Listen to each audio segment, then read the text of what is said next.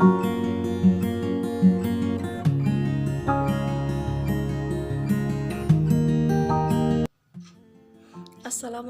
warahmatullahi wabarakatuh.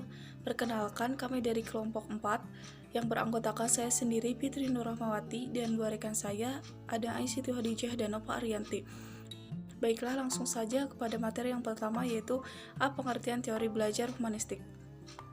Konsep teori belajar humanistik yaitu proses memanusiakan manusia di mana seorang individu diharapkan dapat mengaktualisasikan diri. Artinya, manusia dapat menggali kemampuannya sendiri untuk diterapkan dalam lingkungan. Yang selanjutnya yaitu B. Tokoh-tokoh teori belajar humanistik. Yang pertama ada Bloom dan Krathwohl.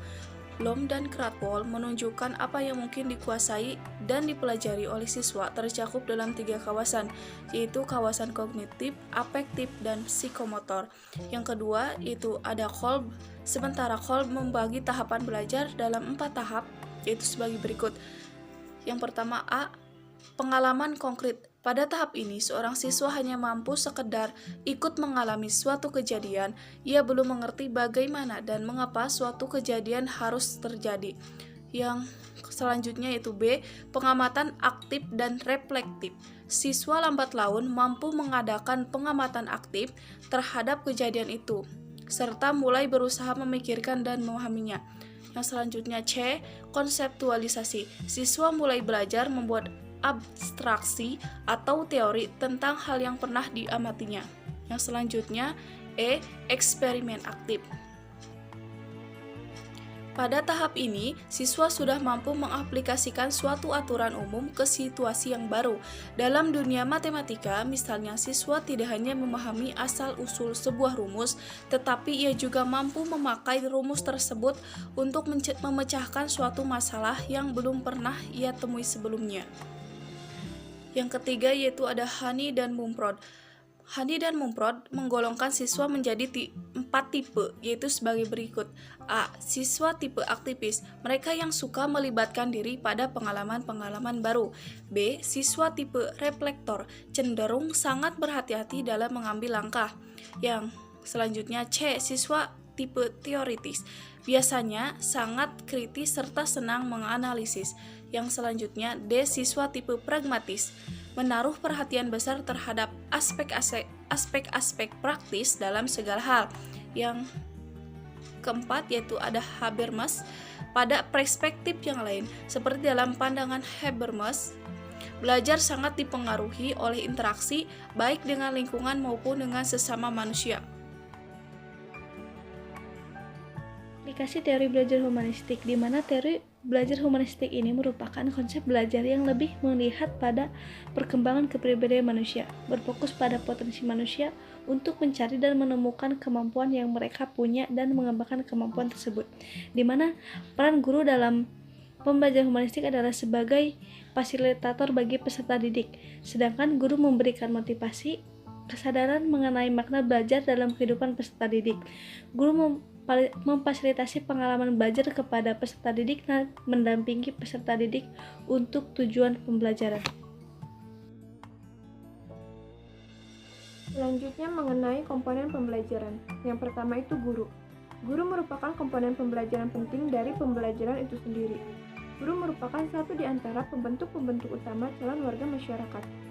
Peranan guru tidak hanya terbatas sebagai pengajar, tetapi juga sebagai pembimbing, pengembang, dan pengelola kegiatan belajar siswa dalam mencapai tujuan yang telah ditetapkan. Yang kedua itu siswa.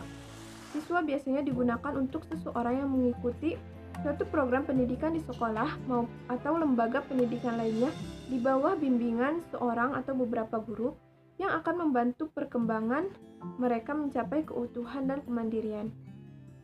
Yang artinya siswa juga menjadi komponen pembelajaran. Yang ketiga, metode pembelajaran.